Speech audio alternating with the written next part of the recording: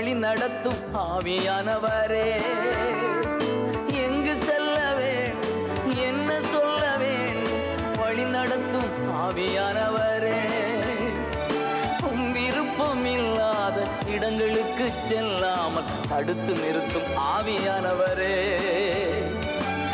விருப்பம் இல்லாத இடங்களுக்கு செல்லாமல் தடுத்து நிறுத்தும் ஆவியானவரே, ஆவியானவரே, ஆவியானவரே, பரிசுத்த ஆவியானவரே, ஆவியானவரே, ஆவியானவரே, பரிசுத்த ஆவியானவரே, எங்களுக்குள்ளே வாசம் செய்யும் ஆவியானவரே, இந்நாளில் உம் சித்தம் போல் நடத்தி செல்லும் ஐயா, ஆவியானவரே, ஆவியானவரே. 할렐루야, 할렐루야, 할렐루야, 할렐루야. 사랑하는 여러분, 여러분을 환영합니다. Dear congregation, I welcome all of you. அன்பான மக்களே, உங்கள் ஒவ்வொருவரையும் அன்புடன் வரவேற்கின்றேன். 오늘도 하나님의 축복을 사모하여 대성회에 참석하신 여러분 모두를 환영합니다. I welcome all of you who are longing to listen to the message of God tonight. இன்று இரவு தேவனுடைய வார்த்தையை கேட்கும்படியாக கூடி வந்திருக்கின்ற ஒவ்வொருவரையும் நான் அன்புடன் வரவேற்கின்றேன். 또한 텔레비전과 라디오, 인터넷으로 성회에 동참하시는 분들에게도 감사드립니다. And I give thanks to all who are attending this prayer festivals through television, live broadcasting and internet broadcasting all over the world. இந்த ஜெப திருவிழாவிலே இங்கே வந்து பங்கேற்றுக் கொண்டிருக்கின்ற ஒவ்வொருவரையும் டெலிவிஷன் நிகழ்ச்சிகள் மூலமாக, இன்டர்நெட் மூலமாக உலகமெங்கிலிருந்து இந்த பிரார்த்தனையில் பங்கேற்கின்ற ஒவ்வொருவரையும் வரவேற்கின்றேன். இதற்காக உழைத்த ஒவ்வொருவருக்கும் நன்றி செலுத்துகிறேன்.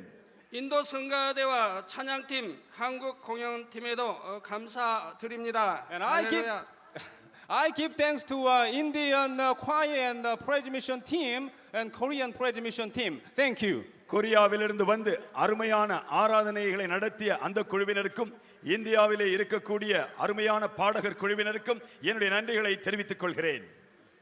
사랑하는 성도 여러분, 또 인도 국민 여러분, 어제는 창조주 하나님에 대해 증거해 드렸습니다. Dear congregation and dear people of India, I preached about God the Creator yesterday. அன்பான மக்களே, இந்திய தேசத்தின் மக்களே, நேற்றைய தினத்திலே நான் சிருஷ்டிகராகிய தேவனை குறித்து உங்களிடத்திலே பகிர்ந்து கொண்டேன்.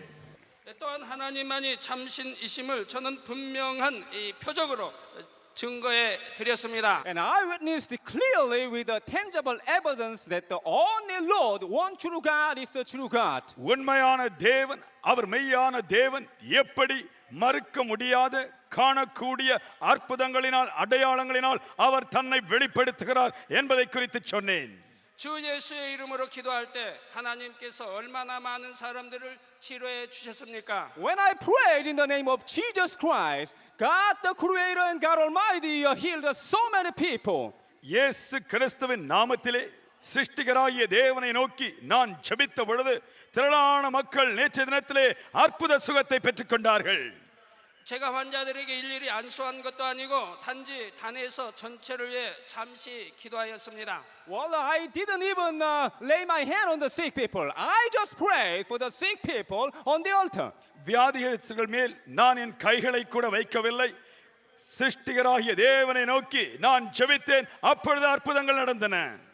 그런데도 많은 사람들이 하나님의 권능을 체험하며 간증했지요. But so many people experienced the power of God and witnessed how they were healed. திரளான மக்கள் தேவனுடைய வல்லமையை பெற்று அனுபவித்தார்கள். அவர்கள் தாங்கள் சுகமாக்கப்பட்டதை மேடைக்கு முன்பாக வந்து அனைவரும் காணக்கூடிய வகையிலே வெளியரங்கமாய் சாட்சி சொன்னார்கள். 걷지 못하던 사람이 목발을 버리고 그 자리에서 걷고 뛰었습니다. The man who couldn't walk threw away his crutches and walked and jumped by himself. நடக்க முடியாமல் தவித்துக் கொண்டிருந்த மனிதன் தன்னுடைய ஊன்றுகோலை வீசிவிட்டு அவன் சந்தோஷமாய் நடந்து முன்பாக மேடைக்கு வந்தான். 듣지 못하던 자들이 듣고 보지 못하던 자들이 보게 되었습니다. Those who couldn't hear came to hear, and those who couldn't see came to see again.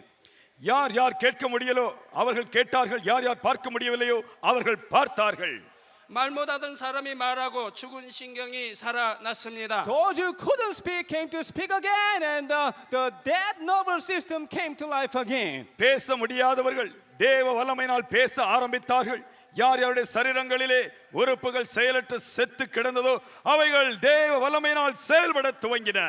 이 밖에도 에이즈를 비롯하여 수많은 불치 난치병들이 치료받았습니다. Besides this, lots of diseases like incurable and uncurable diseases like AIDS and many diseases were healed. அது மட்டுமல்ல, குணமாக்க முடியாது என்று மருத்துவர்களால் கைவிடப்பட்ட புற்றுநோய், AIDS போன்ற வியாதி உடையவர்களும் அந்த வியாதியை நீங்கி சுகம் பெற்றார்கள். 이것을 누가 했습니까? 사람의 능력으로는 결코 할 수 없는 일들입니다. Who did this? It couldn't be done by the human being. யார் இந்த அற்புதங்களை செய்தார்கள்? ஒரு மனிதனால் இவைகளை ஒருபொழுதும் செய்ய முடியாது. 이 시간에도 하나님께서는 살아 역사하셔서 여러분의 간구와 소원에 응답하실 것입니다. Even now, God is alive and He's working wonderfully, and He will answer to your items of prayer and your desires of heart. இப்பொழுதும் கூட தேவன் இங்கே இருக்கின்றார். தம்முடைய அற்புத வல்லமையினால் ஒவ்வொருவருக்கும் அற்புதங்களை தந்து ஆசீர்வதிக்கும்படியாக நீங்கள் உங்கள் சரீரத்திலும் வாழ்க்கையின் எல்லா பகுதியிலும் ஆசீர்வாதத்தை பெற்றுக்கொள்ளும்படியாக தேவன் நம் மத்தியிலே எழுந்தருளி இருக்கின்றார். 여러분들이 열심히 말씀을 경청하시면 하나님께서 만나 주십니다. If you listen carefully to the message, then God will meet you. தேவனுடைய வார்த்தையை கவனித்து நீங்கள் கேட்பீர்கள் என்றால் தேவன் இன்று உங்களை நிச்சயமாய் சந்திப்பார். 어제와 같이 말씀 듣는 중에도 치료해 주십니다. Even God will heal you while you are listening to the message, just as you have seen yesterday. தேவனுடைய வார்த்தையை கேட்டுக்கொண்டிருந்த பொழுதே ஜனங்கள் அற்புத சுகத்தை பெற்றுக்கொண்டதை நேற்றைய தினத்திலே பார்த்தீர்கள். 누구든지 믿음을 가지면 하나님의 놀라운 역사를 체험하게 될 것입니다. Anybody, if he has only faith, then he can experience the power of God. உங்களுக்கு தேவையானதெல்லாம் ஒன்றே ஒன்று, தேவன் பேரிலே விசுவாசம். அந்த விசுவாசம் உங்களுக்குள் இருக்கும் என்றால் தேவனிடத்திலிருந்து அற்புதங்களை நீங்கள் பெற்றுக்கொள்ள முடியும். 간절히 사모하고 구하는 사람에게 하나님의 넘치는 은혜가 임할 것입니다. God will bless you and give you abundant grace if you are longing to see Him and meet Him. அவரை தேடி அவருடைய பிள்ளையாக அவரோடு உறவு கொள்ளும் பொழுது அவர் உங்களுக்கு அபரிமிதமான ஆசீர்வாதங்களை தருவதற்கு விருப்பமுள்ளவராய் இருக்கின்றார். 마음 문을 열고 말씀을 듣는 사람은 참 진리를 깨닫게 될 것입니다. Anyone who opens his heart and listens to the message, then he will understand the truth. யார் யார் தங்களுடைய உள்ளத்தை திறந்து தேவனுடைய வார்த்தையை கவனித்து ஏற்றுக்கொள்கிறார்களோ அவர்கள் தேவனுடைய ஆசீர்வாதத்தை பெற்றுக்கொள்வார்கள். 이러한 하나님의 축복과 은혜가 여러분 모두에게 임하시기를 주님의 이름으로 축원합니다. In the name of Jesus Christ, I bless all of you to receive this kind of wonderful grace from God tonight. இயேசு கிறிஸ்துவின் நாமத்திலே உங்கள் அனைவரையும் நான் ஆசீர்வதிக்கிறேன். அவருடைய அற்புத ஆசீர்வாதங்களை ஒவ்வொருவரும் இங்க இருக்கிறவர்களும் வீடுகளில் இருக்கிறவர்களும் பெரிய திரையில் பார்க்கிறவர்களும் பெற்றுக்கொள்வீர்களாக. 사랑하는 여러분, 창조주 하나님께서는 6일 동안 천지 만물을 창조하셨습니다. Dear congregation, God created heavens and earth in 6 days. அன்பான மக்களே, தேவனுடைய பிள்ளைகளே, 6 நாட்களிலே தேவன் இந்த பூமியை சிருஷ்டித்தார். 마지막 6째 날 우리 사람을 창조하셨지요. And on the 6th day, God created a man. 6வது நாளிலே தேவன் மனிதனை சிருஷ்டித்தார். 성경 창세기 1장 26절에 보면 하나님이 가라사대 우리의 형상을 따라 우리의 모양대로 우리가 사람을 만들고 그로 바다의 고기와 공중의 새와 육축과 온 땅과 땅에 기는 모든 것을 다스리게 하자 했습니다. Well, Genesis chapter 1, verse 26 says, Then God said, Let us make people in our image, to be like ourselves. They will be masters over all life, the fish in the sea, the birds in the sky, and all the livestock, wild animals and small animals. ஆதியாகமம் 1ஆம் அதிகாரம் 26ஆம் வசனம் இப்படியாய் சொல்கிறது. பின்பு தேவன் நமது சாயலாகவும் நமது ரூபத்தின்படியேயும் மனுஷனை உண்டாக்குவோமாக, அவர்கள் சமுத்திரத்தின் மச்சங்களையும் ஆகாயத்து பறவைகளையும் மிருக ஜீவன்களையும் பூமி அனைத்தையும் பூமியின் மேல் ஊறும் சகல பிராணிகளையும் ஆள கடவர்கள் என்றார். 곧 우리 사람은 하나님의 형상을 따라 하나님의 모양대로 창조되었다는 사실입니다. That is to say that we human beings are formed and created after God's own image. தேவனுடைய சாயலிலே மனிதர்களாகிய நாம் சிருஷ்டிக்கப்பட்டிருக்கிறோம் என்று பரிசுத்த வேதாகமம் சொல்கிறது. 여러분 이 사실이 놀랍지 않습니까? Isn't it wonderful? அது ஆச்சரியமான காரியம் அல்லவா? 하나님은 우주 만물을 창조하신 창조주가 되십니다. God is the creator of the heavens and earth and all things in it. வானத்தையும் பூமியையும் பூமியில் உள்ளவைகள் அத்தனையும் உருவாக்கியவர் சிருஷ்டிகர்த்தராகிய தேவன். 인간의 생사화복을 주관하시고 능치 못할 일이 없는 전능자가 되십니다. And He is the Almighty who controls the blessing and curse and life and death of the man. He can do everything. அவர் சர்வ வல்லவர். ஆசீர்வாதங்களும் சாபமும் அவருடைய கட்டுப்பாட்டுக்குள் இருக்கின்றன. வாழ்க்கையும் மரணமும் அவருடைய ஆளுகைக்குள் இருக்கின்றன. 바로 그러한 분의 형상과 모양을 따라 우리 사람이 지음받은 것입니다. While the man is created after his own image. மனிதனோ இந்த சர்வ வல்லமையுள்ள தேவனுடைய சாயலிலே உருவாக்கப்பட்டிருக்கின்றான். 그리고 사람을 만물의 영장으로 삼으셨지요. And God made the man as the master of all creatures. தேவன் மனிதனை சிருஷ்டித்த பொழுது எல்லா சிருஷ்டிகளுக்கும் மேலாக எஜமானன் என்ற நிலையிலே உயர்ந்த நிலையிலே சிருஷ்டித்தார். 바다의 물고기와 공중의 새와 땅의 육축과 온 땅의 생물들을 다스릴 권세를 주신 것입니다. God has given the man the authority to rule over the birds in the sky, the fish in the sea, and the animals on the earth. வானத்தின் பறவைகள் மீதும் கடலினுடைய மீன்களின் மீதும் பூமியில் இருக்கக்கூடிய மிருகங்கள் அத்தனையின் மீதும் பூமியின் எல்லா காரியங்கள் மீதும் அதிகாரத்தை பயன்படுத்தும்படியாக அவைகளை ஆளும்படியாக தேவன் மனிதனுக்கு அதிகாரம் கொடுத்தார். 성경 창세기에 보면 첫사람 아담이 얼마나 능력과 지혜가 대단했는지가 나옵니다. In the Bible, the Genesis tells us how wise the first man Adam was. பரிசுத்த வேதாகமத்திலே ஆதியாகமத்தில் எப்படி முதல் மனிதன் தேவனால் சிருஷ்டிக்கப்பட்டான் என்பது தெளிவாய் சொல்லப்பட்டிருக்கிறது. 창세기 2장 19절 20절에는 여호와 하나님이 흙으로 각종 들짐승과 공중의 각종 새를 지으시고 아담이 어떻게 이름을 짓나 보시려고 그것들을 그에게로 이끌어 이르시니 아담이 각 생물을 일컫는 바가 곧 그 이름이라 아담이 모든 육축과 공중의 새와 들의 모든 짐승에게 이름을 주니라 했습니다. Genesis chapter 2, verse 19 through 20 says, Now the Lord God had formed out of the ground all the beasts of the field and all the birds of the air. He brought them to the man to see what he would name them. And whatever the man called each living creature, there was his name. So the man gave name to all the livestock, the birds of the air, and all the beasts of the field. ஆதியாகமம் 2ஆம் அதிகாரம் 19-20 பரிசுத்த வேதாகமம் இப்படியாய் சொல்கிறது. தேவனாய கர்த்தர் வெளியின் சகலவித மிருகங்களையும் ஆகாயத்தின் சகலவித பறவைகளையும் மண்ணினாலே உருவாக்கி ஆதாம் அவைகளுக்கு என்ன பெயரிடுவான் என்று பார்க்கும்படி அவைகளை அவனிடத்தில் கொண்டு வந்தார். அந்தந்த ஜீவ ஜந்துக்கு ஆதாம் எந்தெந்த பெயரிட்டானோ அதுவே அதற்கு பேராயிற்று. அப்படியே ஆதாம் சகலவித நாட்டு மிருகங்களுக்கும் ஆகாயத்து பறவைகளுக்கும் சகலவித காட்டு மிருகங்களுக்கும் பேரிட்டான். 오늘날 새에 대한 전문가가 있다고 합시다. Let's say there are experts today who is a specialist on the birth. பறவைகளை குறித்து மிகவும் கற்று தேர்ந்த வல்லுநர்கள் உண்டு என்று சொல்லுகிறார்கள். 그리고 평생 동안 조류에 대해 연구했지요. Well, he has studied about the birds for his life. அது மட்டுமல்ல ஒவ்வொன்றை குறித்து விசேஷித்த திறமை உடையவர்கள் வல்லுநர்கள் பூமியிலே உண்டு. 그렇다 해도 지구상의 모든 새의 이름과 특징을 다 알 수는 없을 것입니다. But he cannot understand all the names and characteristics of the birds on the earth. ஆனால் பறவைகளை குறித்து நன்றாய் அறிந்திருக்கிறேன் என்று சொல்லக்கூடிய எந்த ஒரு வல்லுனரும் விஞ்ஞானியும் கூட பூமியில் இருக்கக்கூடிய எல்லா பறவைகளையும் முழுமையாய் அறிந்திருக்க முடியாது.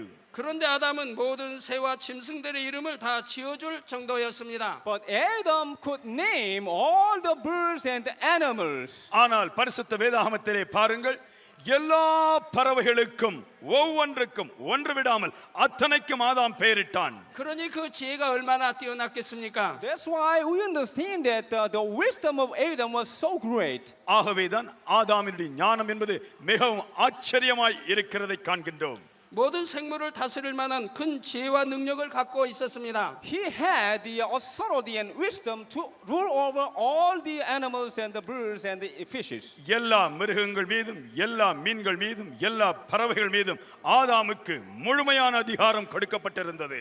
창세기 1장 28절에도 보면 하나님께서 사람에게 땅의 모든 생물을 다스릴 권세를 주신 장면이 나옵니다. Well, Genesis chapter 1 verse 28 says that God has given the authority to man to rule over all creatures.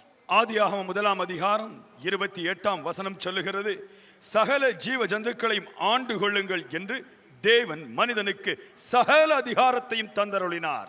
생육하고 번성하여 땅에 충만하라. 땅을 정복하라. 바다의 고기와 공중의 새와 땅에 움직이는 모든 생물을 다스리라 하셨지요. Well, it says, be fruitful and increase in number, fill the earth and subdue it, roll over the fish of the sea and the birds of the air, and over every living creature that moves on the ground. பின்பு தேவன் அவர்களை நோக்கி, நீங்கள் பலுகி பெருகி பூமியை நிரப்பி அதை கீழ்ப்படுத்தி சமுத்திரத்தின் மச்சங்களையும் ஆகாயத்து பறவைகளையும் பூமியின் மேல் நடமாடுகிற சகல ஜீவ ஜந்துக்களையும் ஆண்டு கொள்ளுங்கள் என்று சொல்லி தேவன் அவர்களை ஆசீர்வதித்தார்.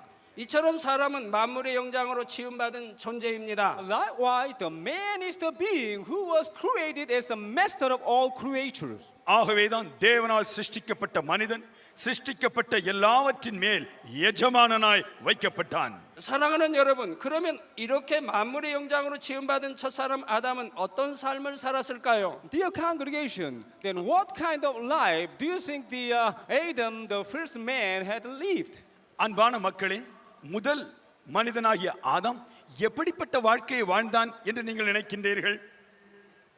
하나님께서는 아담을 위해 에덴 동산을 따로이 창설하시고 아담을 그곳으로 이끌어 들이셨습니다. God placed the Garden of Eden especially for Adam and led him into that garden. ஏதேன் தேவத்தை விசேஷமாக ஆதாமுக்கு என்றே தேவன் சிருஷ்டித்தார்.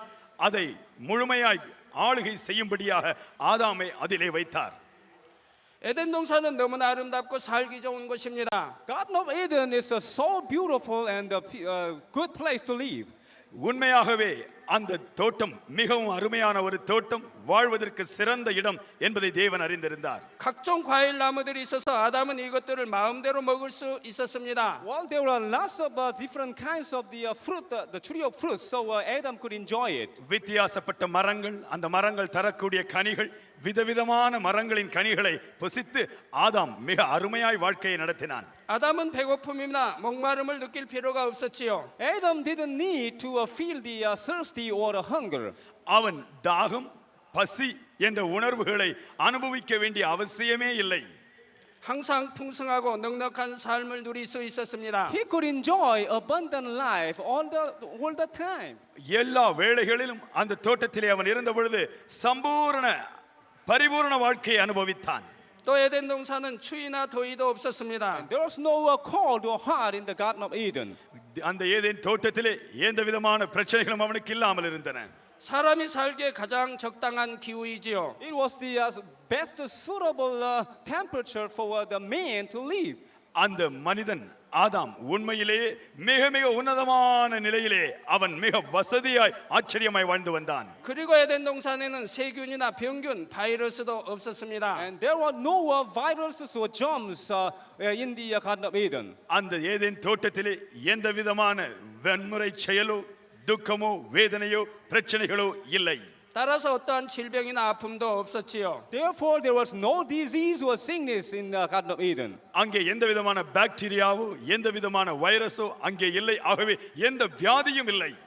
뿐만 아니라 아담이 에덴 동산에 사는 동안은 죽음이 없었습니다. Furthermore, there was no death when Adam had lived in the Garden of Eden. எல்லாவற்றிற்கு மேலாக ஏதேன் தோட்டத்திலே ஆதாம் வாழ்ந்த பொழுது அங்கே மரணம் என்று ஒன்று இல்லவே இல்லை. 항상 건강하게 영원토록 살 수 있는 곳이지요. Well, it is the place to live happily and healthily forever and ever. அந்த இடம் என்றென்றும் சந்தோஷத்தோடும் பூரிப்போடும் வாழ்ந்து கொண்டே இருக்கக்கூடிய ஒரு இடம். 이처럼 첫사람 아담은 에덴 동산에서 최대한의 자유와 풍요를 누리며 살았습니다. Well, in the same way, Adam, the first man, could live wonderfully in Garden of Eden. இப்படியாக ஏதேன் தோட்டத்திலே முதலாவது சிருஷ்டிக்க மனிதன் அங்கே மிக மிக சந்தோஷமாய் வாழ்ந்து வந்தான். 여러분도 이러한 삶을 살고 싶지 않습니까? Don't you want to live this kind of life? இப்படிப்பட்ட வாழ்க்கையை வாழ வேண்டும் என்று நீங்கள் விரும்புகிறீர்கள் அல்லவா? 우리는 하나님의 형상을 따라 지음받은 사람으로서 마땅히 당당하고 권세 있는 삶을 살아야 합니다. As the man who is created after God's own image, we should live a powerful life. தேவனால் சிருஷ்டிக்கப்பட்ட மனிதர்களாகிய நாம் உண்மையிலேயே அதிகாரமும் ஆளுகையும் உடைய ஒரு நல்ல வாழ்க்கையை வாழ வேண்டும். 그런데 오늘날 사람들의 모습을 한번 보십시오. But think about the life of the people who are living today. ஆனால் இன்று மக்கள் வாழ்கின்ற நிலையை சற்று யோசித்து பாருங்கள். 가난과 배고픔과 헐벗음에 시달립니다. They are suffering from poverty and many things. மக்கள் வறுமையினால் எத்தனையோ வாழ்க்கை போராட்டங்களினால் வேதனைப்பட்டு கொண்டிருக்கின்றார்கள்.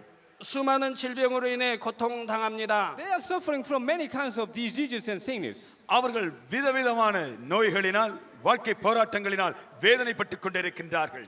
홍수, 가뭄, 지진을 비롯한 각종 재난을 당합니다. Well, the men are facing with a lot of disasters like flood and earthquake, etc. மனிதன் எத்தனையோ இயற்கையின் சீற்றங்கள், வெள்ளம், நில அதிர்ச்சி என்ற எத்தனையோ போராட்டங்களை சந்தித்துக் கொண்டிருக்கின்றான். 각종 사고로 인해 하루에도 수많은 사람들이 죽어갑니다. Even one day, many people are dying because of many accidents. ஒரே நாளிலே பல விபத்துகளினால் திரளான மக்கள் செத்துக் கொண்டிருக்கிறார்கள். 사랑하는 사람들과 이별을 해야 합니다. And they should part with those who love.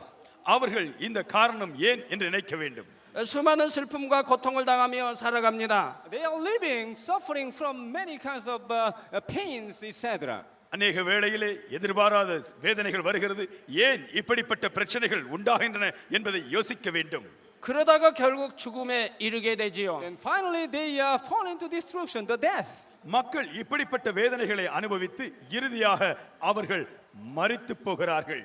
그러므로 성경 욥기 5장 7절에도 보면 인생은 고난을 위하여 났다 했습니다. That's why the Bible, Job chapter 5 verse 7 said, people are born for trouble. யோபு 5ஆம் அதிகாரம் 7ஆம் வசனத்திலே பரிசுத்த வேதாகமத்தின் வசனம் சொல்கிறது, உபத்திரவத்திற்கென்றே ஜனங்கள் பிறக்கின்றார்கள். 사랑하는 성도 여러분, 그러면 왜 오늘날 사람들은 이러한 삶을 살아야 하는 것일까요? Dear congregation, then why is it that the people today should live this kind of life? அன்பான மக்களே, ஏன் இன்றைய தினத்திலே ஜனங்கள் இப்படிப்பட்ட வேதனையின் வாழ்க்கையில் வாழ வேண்டும்?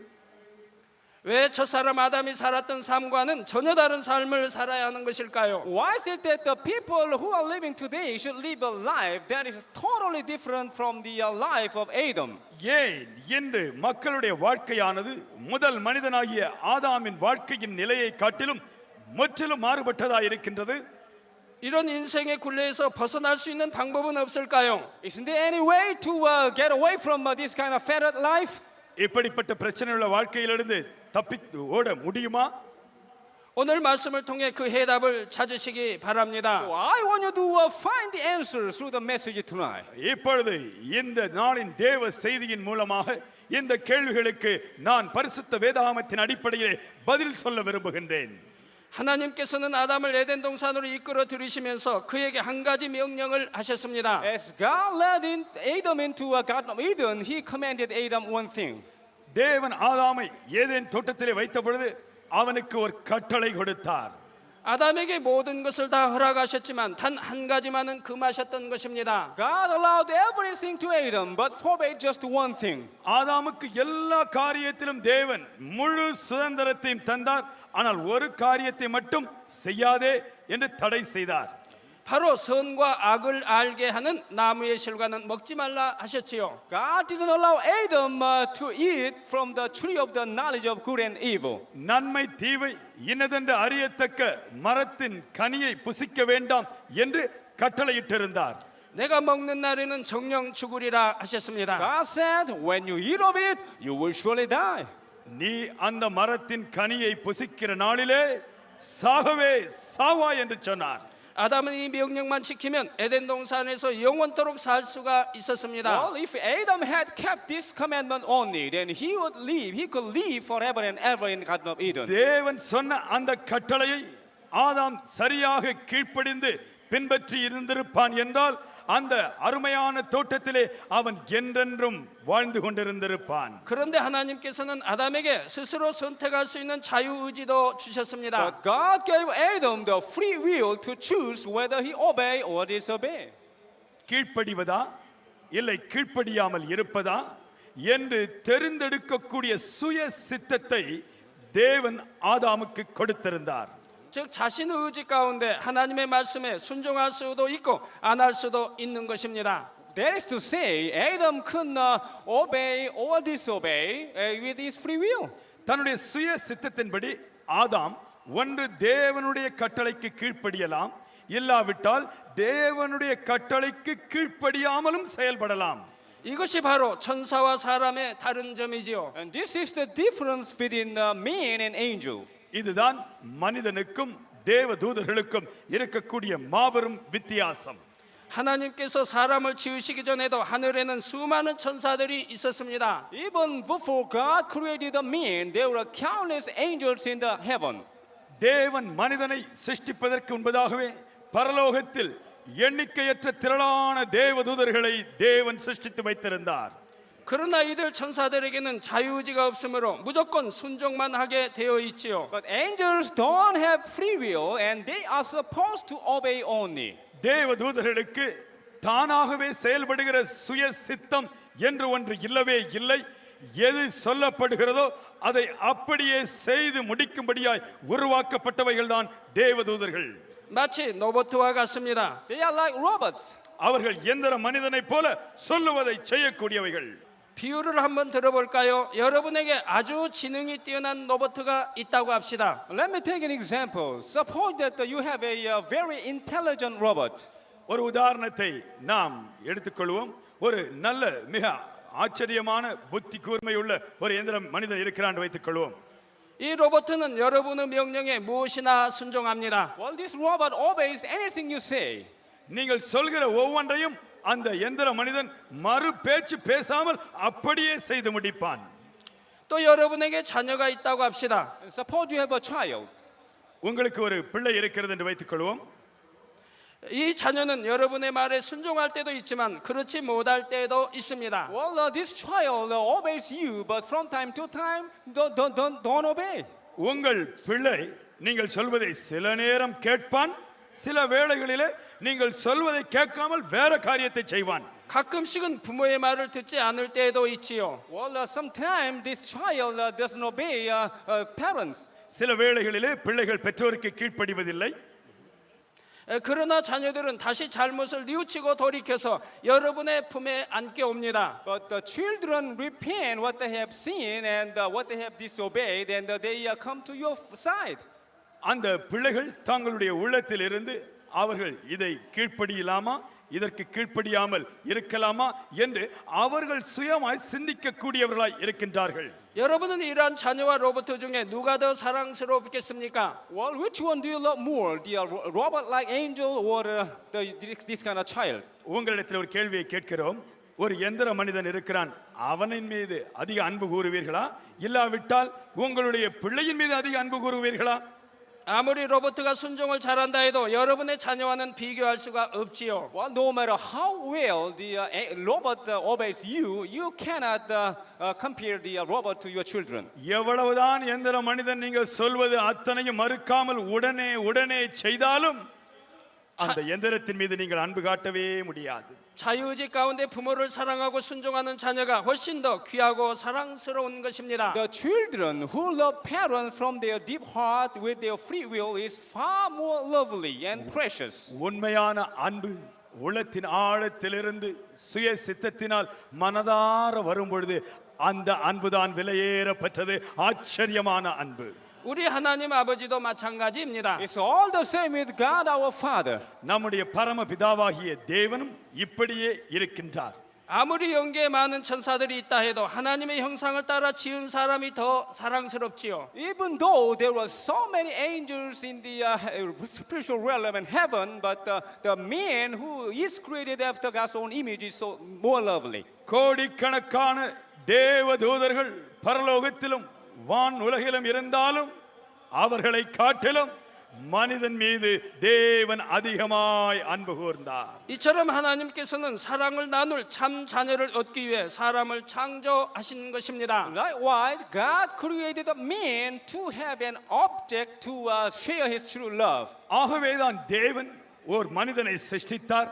அவன் உள்ளத்தில் வருகின்ற அன்பை ஏற்று அவனோடு தன் அன்பை பகிர்ந்து கொள்ளும்படியாக மனிதனை சிருஷ்டித்தார். 자신의 의지와 상관없이 로버트처럼 무조건 복종하는 자녀를 원하신 것이 아니지요. God didn't want the children who obey Him blindly like angels or robots. எந்த விதமான அன்பும் இல்லாமல் நீங்க சொல்றீங்க நாங்க செய்றோங்க என்று எந்திரம் போல் கீழ்ப்படுகிறவர்களை தேவன் விரும்பவில்லை. 자녀들이 하나님을 사랑함으로 자발적으로 순종할 수 있기를 원하셨습니다. God wanted children to love Him voluntarily. தம்முடைய பிள்ளைகள் சுய சித்தத்தினால் தன் ஆர்வத்தினால் தம் மீது அன்பு கூற வேண்டும் என்று தேவன் விரும்பினார். 그래서 하나님께서는 선악과를 두셨습니다. That's why God has set the tree of the knowledge of good and evil. ஆகவேதான் நன்மை தீமை இனதென்று அறியக்கூடிய மரத்தின் கனியை அந்த ஏதேன் தோட்டத்திலே தேவன் வைத்தார். 그리고 아담에게 이것을 먹을 수도 있고 먹지 않을 수도 있는 자유 의지를 주셨지요. And God gave Adam the free will to choose whether he can eat it or not. அந்த மரத்தின் கனியை புசிப்பதா இல்லாமல் புசிக்காமல் இருப்பதா என்று தெரிந்தெடுக்கக்கூடிய சுய சித்தத்தையும் தேவன் ஆதாமுக்கு கொடுத்தார். 아담이 참으로 하나님을 사랑하고 신뢰한다면 당연히 하나님의 명령에 따라 먹지 않을 것입니다. If Adam had truly loved God and trusted in Him, and he would not have eaten it. ஆதாம் உண்மையாகவே ஒரு மெய்யான அன்புடன் தேவனிடத்திலே அவன் முழு இருதயத்தோடு இருந்திருப்பான் என்றால் அந்த கனியை புசித்திருக்க மாட்டான். 그렇지 못하다면 명령을 어기고 먹겠지요. Otherwise, Adam disobeyed God and ate it. அவன் அந்த கனியை புசித்தான். அதனுடைய பொருள் என்ன? அவன் தேவனுக்கு கீழ்ப்படியாமல் போனான். 그런데 아담은 그만 하나님의 말씀에 불순종했습니다. But finally, Adam disobeyed God's word. இறுதியிலே தேவனுடைய கட்டளைக்கு ஆதாம் கீழ்ப்படியாமல் போனான். 물론 처음에는 아담도 하나님의 말씀대로 순종했습니다. Well, at first, Adam obeyed God. ஆனால் ஆரம்பத்திலே தேவனுக்கு ஆதாம் கீழ்ப்படிந்தான். 그런데 무수한 세월이 흐르자 하나님의 말씀을 명심하지 못했지요. But as long time had passed away, Adam neglected the word of God. ஆரம்பத்திலே தேவனுடைய வார்த்தைக்கு கீழ்ப்படிந்த ஆதாம் நாட்கள் செல்ல செல்ல வருஷங்கள் செல்ல செல்ல அவருடைய கட்டளைக்கு முக்கியத்துவம் கொடுப்பதிலிருந்து அவன் சற்று வழிதவற ஆரம்பித்தான். 원수마귀 사단이 뱀을 통해 유혹하자 그만 선악과를 따먹어 버리고 만 것입니다. When enemy devil Satan tempted him through the snake, he finally took and ate it. தோட்டத்திலே சாத்தான் பாம்பின் ரூபத்திலே வந்து அவனை சோதித்த பொழுது அவன் அந்த சோதனையிலே விழுந்து போனான். 이때부터 아담의 삶은 완전히 바뀌게 됩니다. Since that time, the life of Adam was changed completely. அந்த நேரத்திலிருந்து ஆதாமின் வாழ்க்கை முற்றிலும் மாறுபட்டது. 선악과를 먹는 날에는 정령 죽으리라 말씀한 대로 아담은 영이 죽게 되었던 것입니다. As God said, when you eat of it, you will surely die. The spirit of Adam came to die. முதலாவது ஆதாமினுடைய ஆவிக்குரிய நிலையிலே மரணம் சம்பவித்தது. ஏனென்றால் தேவன் சொல்லியிருந்தார், நீ அந்த கனியை புசிக்கிற நாளிலே சாகவே சாவாய். 이제 아담은 만물의 영장으로 누리던 모든 권세도 다 잃어버리고 맙니다. Now Adam came to lose all the authorities to rule over the all creatures. ஆதியிலே தேவன் சர்வ சிருஷ்டிக்கு மேல் அவனுக்கு அதிகாரத்தையும் ஆளுகையும் கொடுத்திருந்தாரே, அதை அவன் இப்பொழுது இழந்து போனான். 영원한 생명을 누리던 에덴에서도 쫓겨납니다. And he was driven out of Garden of Eden where he could enjoy the eternal life. அவன் மிக மிக நேர்த்தியான வாழ்க்கையை அனுபவித்துக் கொண்டிருந்த ஏதேன் தோட்டத்திலிருந்து வெளியே விரட்டப்பட்டான். 땀 흘리고 수고해야 양식을 얻게 되었습니다. Now he should toil to produce the food to eat. அவன் இப்பொழுது அநேக காரியங்களை வித்தியாசமாய் செய்ய வேண்டிய ஒரு போராட்டமான நிலைக்கு தள்ளப்பட்டான். 배고픔도 목마름도 겪게 되었습니다. Now he came to experience the thirsty and hunger. இப்பொழுதோ அவனுக்கு பசி, தாகம், போராட்டங்கள், வியர்வைகள் என்ற உணர்வுகள் காரியங்கள் நடக்க ஆரம்பித்தன. 또한 아담의 범죄로 인해 이 땅에도 저주가 함께 임합니다. Because the sin of Adam, all the curses came down on the earth. ஆதாமினுடைய பாவத்தின் நிமித்தம் எல்லா சாபங்களும் பூமியின் மீது வந்தன. 그래서 병균이나 바이러스 같은 것들이 이 땅에 생겨나게 됩니다. That's why the germs and viruses came into existence on the earth. ஆகவேதான் பூமியிலே எத்தனையோ விதமான வைரஸ், எத்தனையோ விதமான பாக்டீரியாக்கள், நோய்களை உருவாக்கக்கூடிய நச்சுத்தன்மைகள் சபிக்கப்பட்ட நிலையிலே உருவாகிவிட்டன. 땅도 척박해지고 기후도 변하게 되지요. The land came to be barren and the temperature came to be changed. பூமியினுடைய வெப்பநிலை கிடுகிடு என்று உயர ஆரம்பித்தது. பூமியினுடைய சீதோஷ நிலைகள் மாறுபட துவங்கின. 그런데 이 모든 것들보다도 더 중요한 사실은 이때부터 인류가 공중 권세 잡고 있는 원수마귀 사단의 권세 아래 놓인 것입니다. But most of all, the man became the servant of enemy devil Satan, who takes siege power in the air. எல்லாவற்றுக்கும் மேலாக சர்வ சிருஷ்டிக்கு மேல் அதிகாரம் உடையவனாயிருந்த மனிதன் இப்பொழுதோ சாத்தானுக்கு அடிமையாய் மாறிவிட்டான். 성경 로마서 6장 16절에 보면 만일 우리가 누구에게 순종하든지 그 순종함을 받는 자의 종이 된다고 했습니다. Romans chapter 6 verse 16 says, when you offer yourselves to someone to obey him as slaves, you are slaves to the one whom you obey. ரோமர் 6:16 சொல்லுகிறது, நீங்கள் யாருக்கு கீழ்ப்படுகிறீர்களோ அவர்களுக்கு நீங்கள் அடிமைகளாய் மாறிவிடுகிறீர்கள். 그런데 아담은 사단에게 순종했기 때문에 사단의 종이 되어버린 것입니다. Because Adam obeyed Satan, he became the servant of Satan. ஆதாம் சாத்தானுக்கு கீழ்ப்படிந்தபடியினால் அவன் சாத்தானுடைய அடிமையாய் மாறிவிட்டான். 아담의 후손들도 모두 사단의 종노릇하게 되었지요. And all the descendants of Adam has become the servants of Satan. ஆதாம் மட்டும் அடிமையானான் என்று சொல்லவில்லை. அவன் மூலமாக அவனுடைய சந்ததியும் பின் தலைமுறையினரும் சாத்தானுக்கு அடிமைகளாய் மாறிவிட்டார்கள். 그러면서 원수마귀가 가져다 주는 시험 환란으로 고통받게 되었습니다. And the man came to suffering from all the troubles and hardships the enemy devil Satan brings. சாத்தான் கொண்டு வருகின்ற எல்லா விதமான வாழ்க்கையின் பிரச்சனைகளினால், போராட்டங்களினால், வியாதிகளினால் மனிதன் தவிக்க ஆரம்பித்தான். 질병의 고통도 겪게 되었습니다. The man came to suffer from the disease. வியாதிகளினால் மனிதன் வேதனைப்பட துவங்கினான். 이별의 고통과 사망도 겪게 되었습니다. The man came to suffering from the parting and the death. அது மட்டுமல்ல, பிரியமானவர்களை பிரிகின்ற அந்த வேதனை, மரணம் என்கின்ற வேதனை, இவைகளெல்லாம் மனிதனுக்கு வர ஆரம்பித்தன. 고난과 슬픔의 삶을 살게 된 것이지요. Man came to live the life of suffering and the sorrow. மனிதனுடைய வாழ்க்கை போராட்டமானதாய், ஆத்மாவிலே வியாகுலமுடையதாய் மாறிவிட்டது. 그렇다면 이 모든 것의 원인이 무엇이겠습니까? Then what is the cause of this kind of all sufferings? இந்த எல்லா போராட்டங்களுக்கும் காரணம் என்ன? 바로 죄입니다. That is the very sin. பாவம் தான் காரணம்.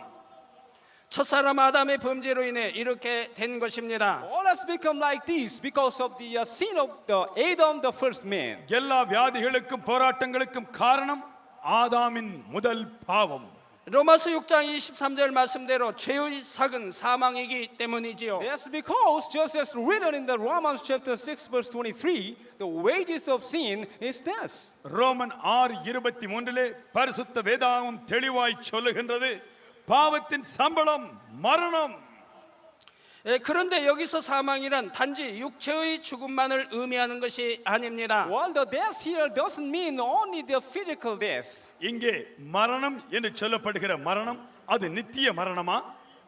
사람의 영혼이 지옥에 가는 것을 의미합니다. It means the spirit and soul of the man will fall down to the hell. ஆம், அது சரீர மரணத்தோடு நித்திய மரணத்தையும் சுட்டிக்காட்டக்கூடிய வார்த்தையாய் இருக்கின்றது. 사람에게는 영혼이 있지요. While the man has the spirit and soul. ஒரு மனிதனிடத்திலே ஆவி இருக்கின்றது, ஆத்மா இருக்கின்றது. 육의 몸은 죽어 한 줌의 흙이 되지만 영혼은 없어지는 것이 아닙니다. When the man dies, the body came to be soil again, but the spirit and soul is immortal. ஒரு மனிதன் மரிக்கும் பொழுது அவனுடைய சரீரமானது மீண்டுமாக மண்ணுக்கு திரும்புகிறது.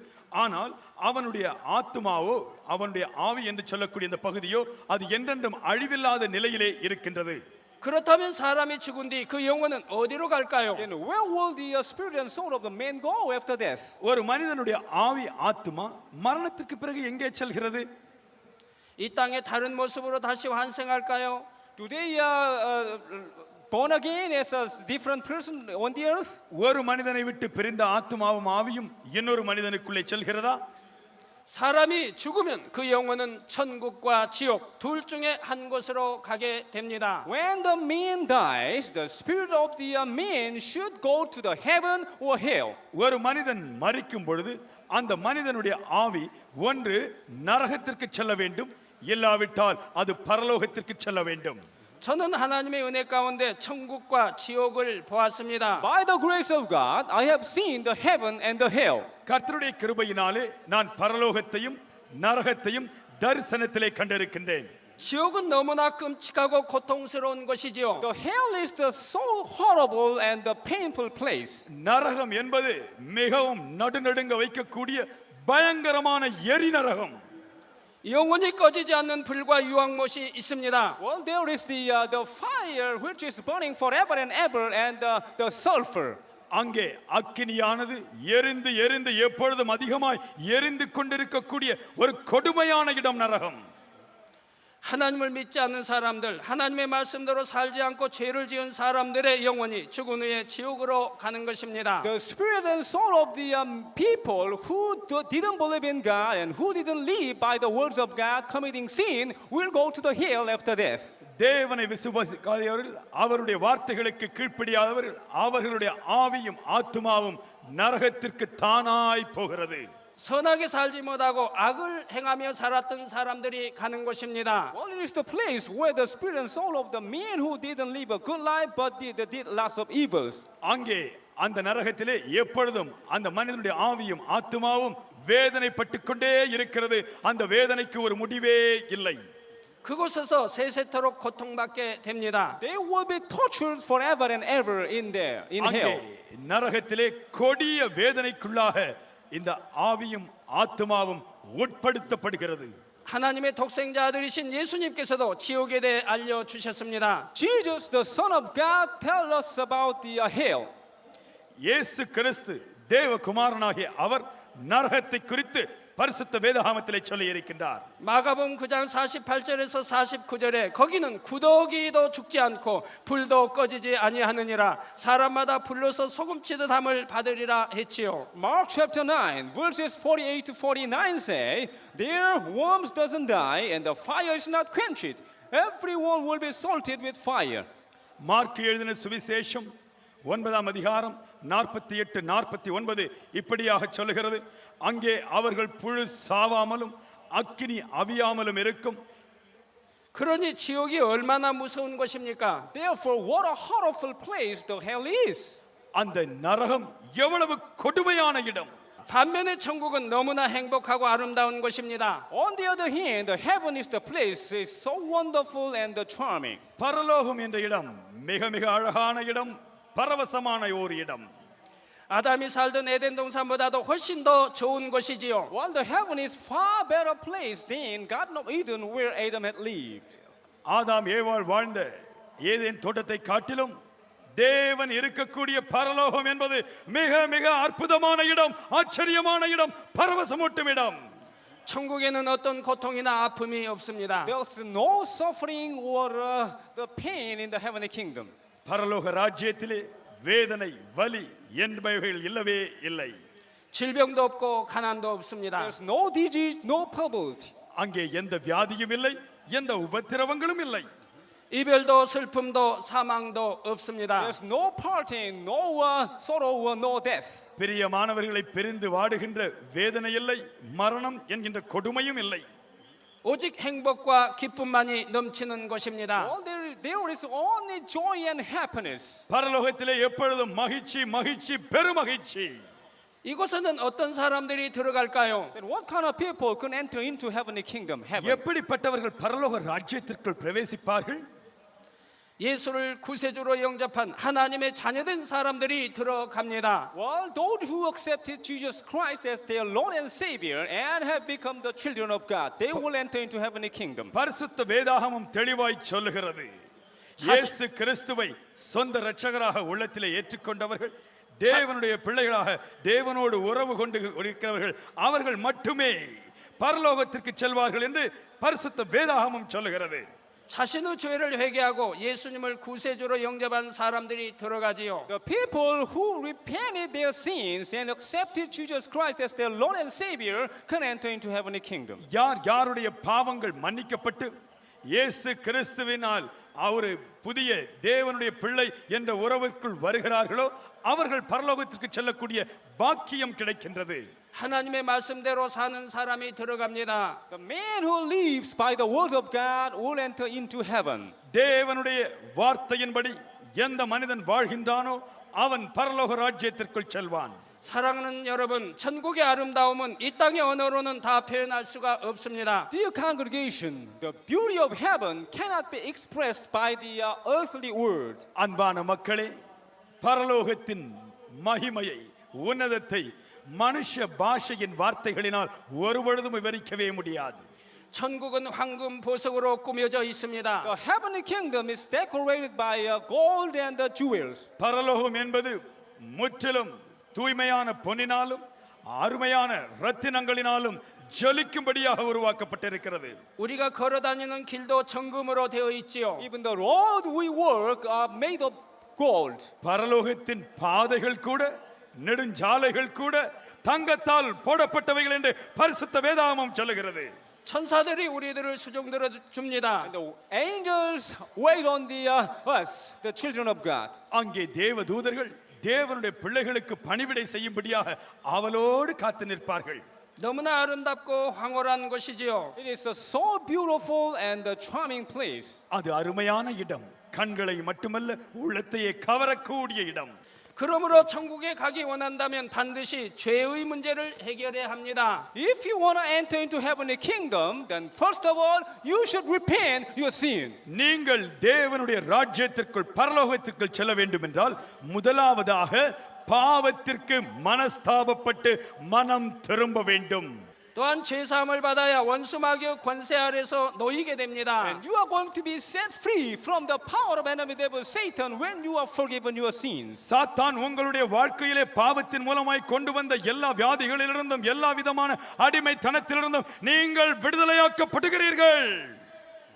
질병이 치료됩니다. And you will be healed when you are forgiven your sins. உங்களுடைய பாவங்கள் மன்னிக்கப்படும் பொழுது உங்களுடைய சரீரத்திலே தேவ வல்லமையினால் சுகத்தை பெற்றுக்கொள்வீர்கள். 가난이 물러갑니다. The poverty will go away. எத்தனை பேர் விசுவாசிக்கிறீர்கள்? 모든 질병 등 저주가 풀리고 시험 환란이 떠납니다. You are going to be released from all kind of diseases and curses and testings and hardships. எல்லா விதமான நோய்களிலிருந்து வறுமை போராட்டத்திலிருந்து விடுவிக்கப்பட்டு நல்ல சுகத்தையும் ஆரோக்கியத்தையும் சுபிட்சத்தையும் செழிப்பையும் தேவன் இந்திய மக்கள் ஒவ்வொருவருக்கும் தந்தருளுவாராக. 바로 인생의 모든 고통의 원인이 죄에 있기 때문입니다. That's because the cause of all the sufferings of life is in sin. வாழ்க்கை பிரச்சனையின் எல்லாவற்றிற்கும் மூல காரணமாய் இருப்பது பாவமே.